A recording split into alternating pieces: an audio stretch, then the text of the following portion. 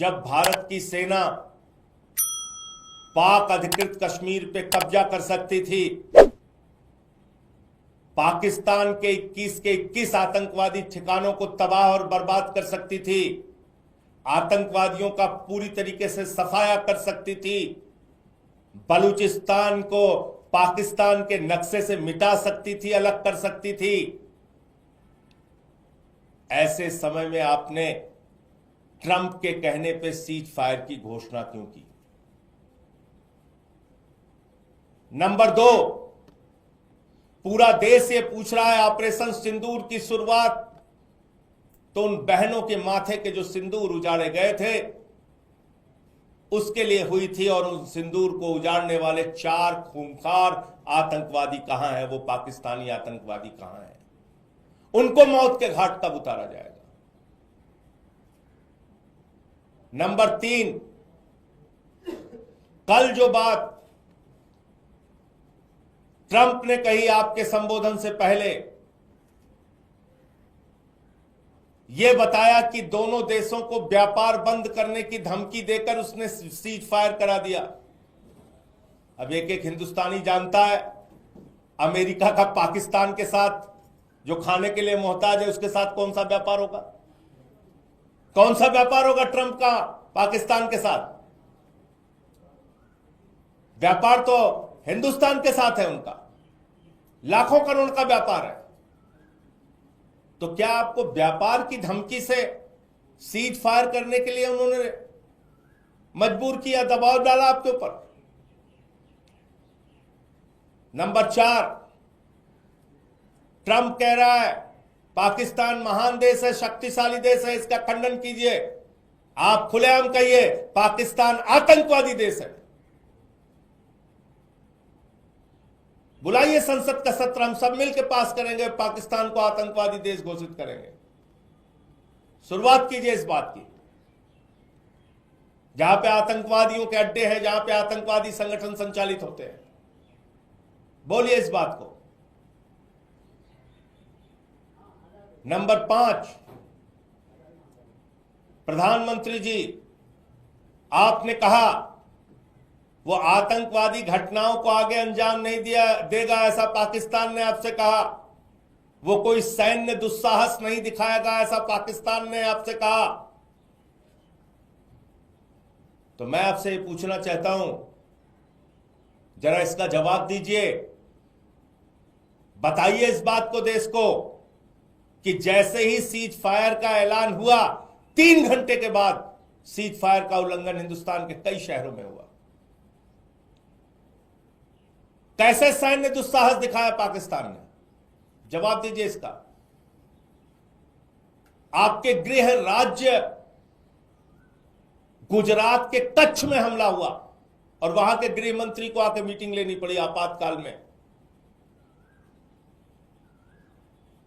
उमर अब्दुल्ला जी का ट्वीट आया कि सीज फायर का उल्लंघन हो रहा है, और कल जैसे ही आपने अपना भाषण खत्म किया, मोदी जी, आप भाषण देने के एक्सपर्ट हैं, ये मैं जानता हूं, पूरा देश पूरी दुनिया जानती है। भले ही पाकिस्तान के, हिंदुस्तान के ऐसे गंभीर और संवेदनशील मसले पे सर्वदलीय बैठक हो रही हो, लेकिन आप चुनावी रैली करने के लिए, भाषण देने के लिए बिहार जाते हैं। मुझे मालूम है,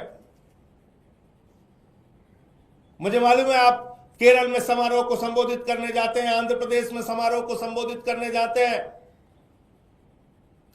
मुझे पता है आप सर्वदलीय बैठक से गायब रहते हैं, लेकिन मुंबई के फिल्मी सितारों को संबोधित करने के लिए जाते हैं और भाषण आप अच्छा दे लेते हैं। कल जैसे ही आपने अपना भाषण खत्म किया, जैसे ही आपका भाषण खत्म हुआ, तुरंत उसके बाद पाकिस्तान ने फिर से सीज फायर का उल्लंघन किया। अमृतसर में जो इंडिगो की फ्लाइट उतरनी थी वो नहीं उतर पाई, ब्लैकआउट हो गया वो।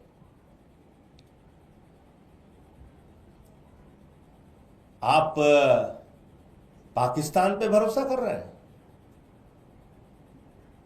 जवाब दीजिए, उनका सैन्य दुस्साहस फिर से कैसे जागा और कैसे उनकी हिम्मत हुई सीज फायर का उल्लंघन करने की?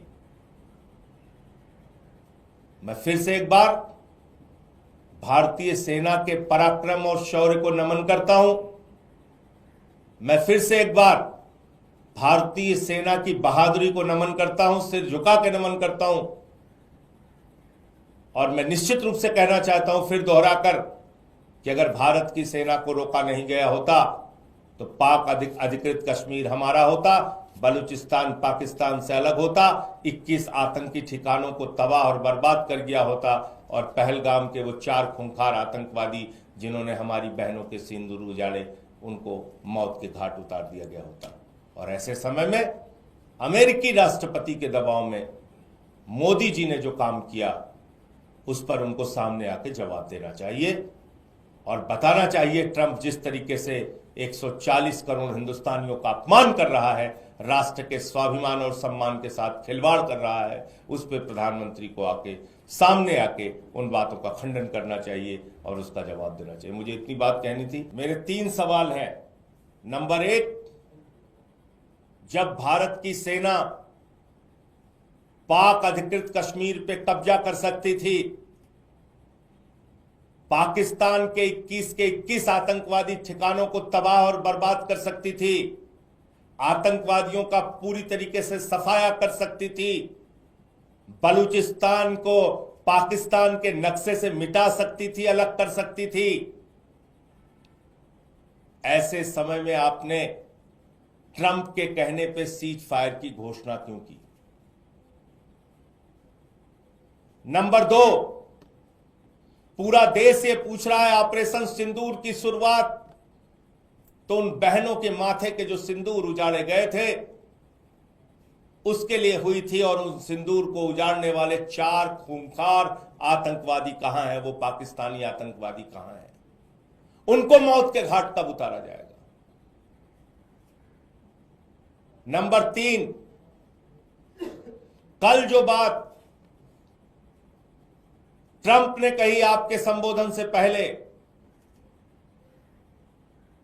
यह बताया कि दोनों देशों को व्यापार बंद करने की धमकी देकर उसने सीज फायर करा दिया। अब एक हिंदुस्तानी जानता है, अमेरिका का पाकिस्तान के साथ जो खाने के लिए मोहताज है, उसके साथ कौन सा व्यापार होगा? कौन सा व्यापार होगा ट्रंप का पाकिस्तान के साथ? व्यापार तो हिंदुस्तान के साथ है, उनका लाखों करोड़ का व्यापार है। तो क्या आपको व्यापार की धमकी से सीज फायर करने के लिए उन्होंने मजबूर किया, दबाव डाला आपके ऊपर? नंबर 4, ट्रंप कह रहा है पाकिस्तान महान देश है, शक्तिशाली देश है, इसका खंडन कीजिए।